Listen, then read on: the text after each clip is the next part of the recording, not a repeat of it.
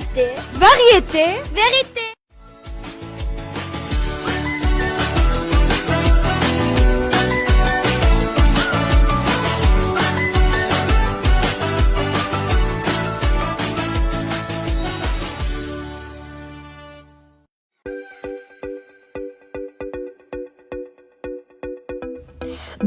Bonjour mes chers auditeurs. Nous sommes de retour comme promis avec une nouvelle émission. Cette fois-ci, nous allons vous présenter tous les beaux événements du mois de novembre. Nous commencerons par El Dia de los Muertos. Devinez quoi? Eh bien, c'est le jour des morts, une fête qui consiste principalement à honorer les défunts. Bizarre, non? Ensuite, nous évoquerons la journée internationale de la gentillesse, un thème qui nous tient à cœur pour remettre à l'honneur les bons gestes. Par la suite, nous parlerons de la journée nationale de lutte contre le harcèlement scolaire, qui se déroule chaque année le premier jeudi qui suit les vacances de Toussaint. Puis, nous prendrons une pause pour vous proposer une devinette. Enfin, avant de vous révéler la réponse, nous aborderons la réunion consacrée à la formation des délégués, une sensibilisation à l'importance de la communication. Que ce mois de novembre est chargé, n'est-ce pas? Alors restez à l'écoute car cette émission va être captivante.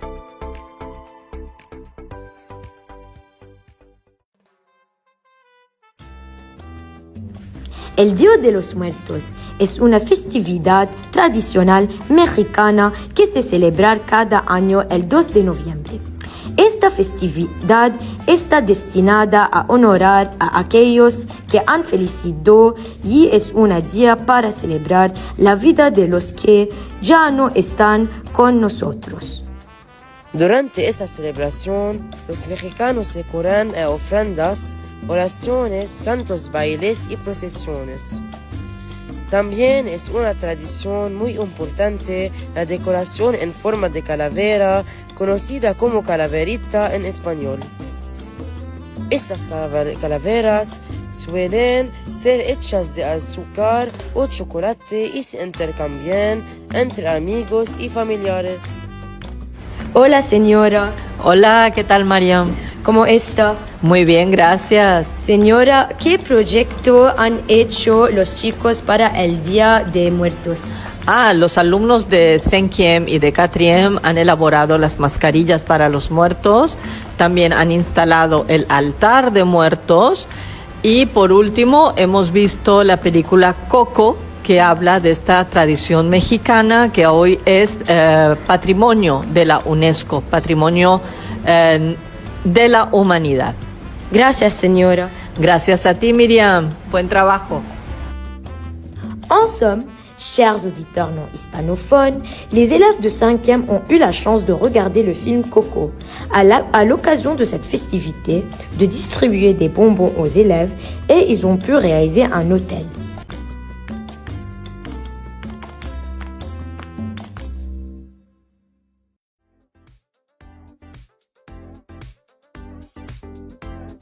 Très chers auditeurs, oublions la mort et ses sombres pensées et concentrons-nous sur la bienveillance et la positivité.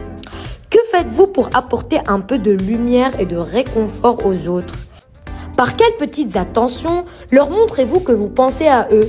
Il me semble que l'idée de dédier une journée internationale à la gentillesse est bien avantageuse, non? Alors mes chers collègues, quel bon geste avez-vous réalisé lors de cette journée spéciale? Salut Myriam, durant cette journée, j'ai pensé complimenter mes amis et ma famille. Salut Myriam! Moi, comme bonne action, j'ai aidé ma mère à faire la vaisselle. C'est un acte gentil, non? أهلا مريم. في المنزل صنعت الحلوى ثم تركتها عند أبواب جيراننا. لقد قدروا حقا لفتتي الصغيرة. Hi Miriam, on this day I had the chance to interrogate 2 students of the 6th grade of Miss Sarah Meher's class. I was really impressed by their kindness. Hello Rafi, hello Nadia. Hi. Hello. So how did you celebrate the Random Acts of Kindness Day? I celebrated it by writing my friend a note. That's really kind of you. Which part did you prefer the most? I preferred when we passed the notes and read the thoughtful things our friends wrote. That's really sweet. Do you have a message to spread in this particular day? Yeah, I want to say that You are a very helpful person and you can do whatever you want. That spread kindness to everyone you know because it only takes 30 seconds to say a compliment.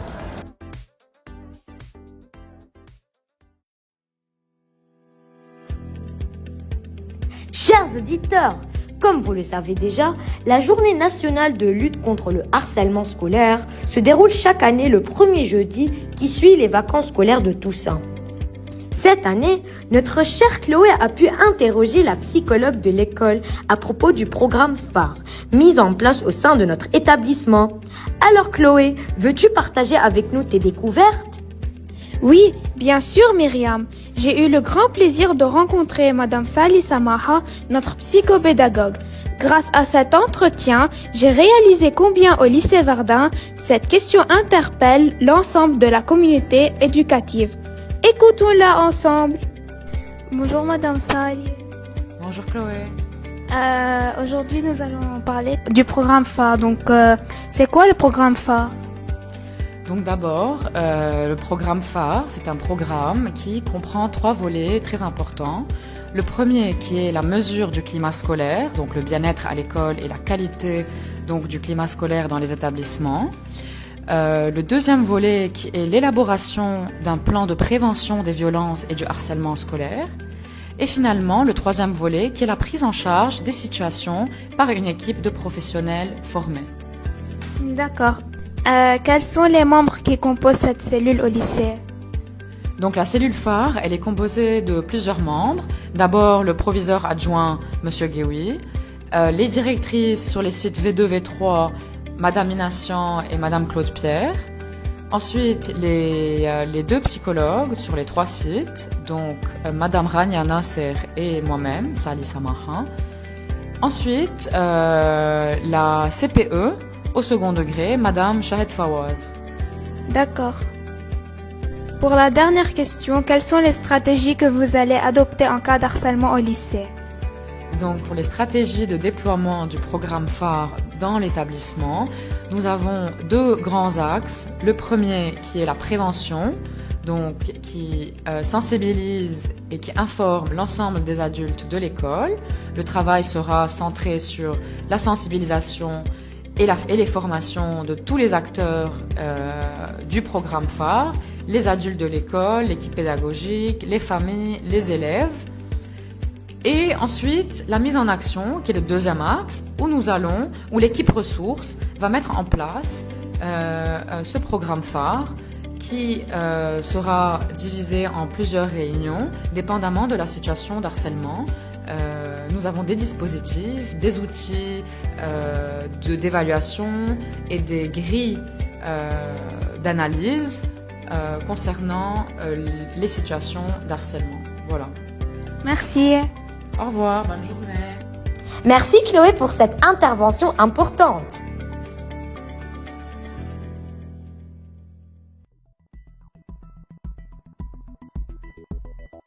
Alors Adam, quelle est la devinette d'aujourd'hui ? Écoutez bien, chers auditeurs, je suis un événement annuel qui rassemble des lycéens du monde entier. Pendant ce mois, les élèves participent à des activités culturelles, sportives et éducatives. Je suis organisée par les lycées français à l'étranger pour promouvoir la diversité culturelle et linguistique. Qui suis-je ? Ah non, celle-ci est dure. Moi-même, j'y arrive pas à la deviner. Mais pas d'inquiétude, mes chers auditeurs, nous révélerons la réponse bientôt. Eh bien, chers auditeurs, le savez-vous ? Notre chère collègue Sama joue un rôle très important au sein de notre communauté éducative. Elle a la mission de médiateur entre ses camarades et les autres membres de cette communauté, étant déléguée de sa classe. Alors Sama, je suis un peu curieuse de savoir plus à propos de cette réunion. Oui Myriam, j'ai eu l'opportunité d'interviewer Madame Shahed Fawaz au sujet de la formation des délégués qui se déroulera le 9 novembre à LAU. Bonjour Madame Shahed. Bonjour. Madame, moi je suis l'une des déléguées que vous avez invitée à participer à une formation à LAU. Pouvez-vous nous dire pour quelles raisons nous sommes conviés ? Oui, donc effectivement, on a décidé cette année d'organiser une formation de délégués pour tous les niveaux. Dans les années précédentes, la formation de délégués se faisait des fois au sein du réseau pour les élèves de 6e. On a quelquefois organisé ça pour les élèves de la 6e à la seconde. Cette année, on a choisi d'élargir ça et d'organiser cette formation pour tous les élèves de la 6e à la terminale, dans le but de donner aux élèves élus les moyens d'exercer pleinement leur rôle dans les différentes assemblées, surtout en conseil de classe, lors de l'assemblée générale des délégués. Et donc, surtout que parfois le rôle de délégué n'est pas très bien acquis par les élèves, même par ceux qui se portent candidats pour être délégués de classe. Ça a l'air très intéressant, mais comment avez-vous eu l'idée de faire cette formation? Donc, comme j'avais déjà évoqué que nous, on organise chaque année une formation pour les délégués. Mais c'était pour les délégués de 6e, une année pour les délégués du niveau 6e jusqu'au niveau de seconde. Cette année, pour que vraiment les élèves arrivent en conseil de classe avec une visibilité, avec bien formés pour jouer ce rôle, surtout le rôle de porte-parole auprès de leurs camarades. On a choisi de former tous les élèves, et pour sortir un peu du cadre, on a choisi de faire la formation en dehors de l'établissement. Donc on avait pensé à faire ça à l'Institut français, mais pour le moment on n'a pas eu l'accord, donc on était un peu coincé par les dates. Et donc, on a prévu de commencer par une formation dans le campus de LAU. Et durant l'année, on va refaire une autre formation pour rafraîchir un peu les connaissances, les infos. Et peut-être à ce tour-là, on va pouvoir la faire dans l'Institut français. Merci beaucoup, madame. Ça a l'air très intéressant et j'ai hâte d'y être.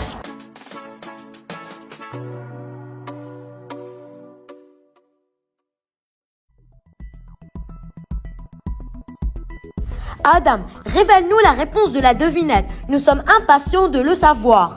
La réponse est... la semaine des lycées français du monde. Ah oui, ça a plus de sens maintenant. L'avez-vous deviné, chers auditeurs? Oh non, c'est déjà la fin. Mais pas grave, chers auditeurs, puisque la fois prochaine, nous serons en direct sur Twitch. Et oui, vous l'avez bien compris, un nouveau grand direct. À la prochaine, les amis. Restez à l'écoute.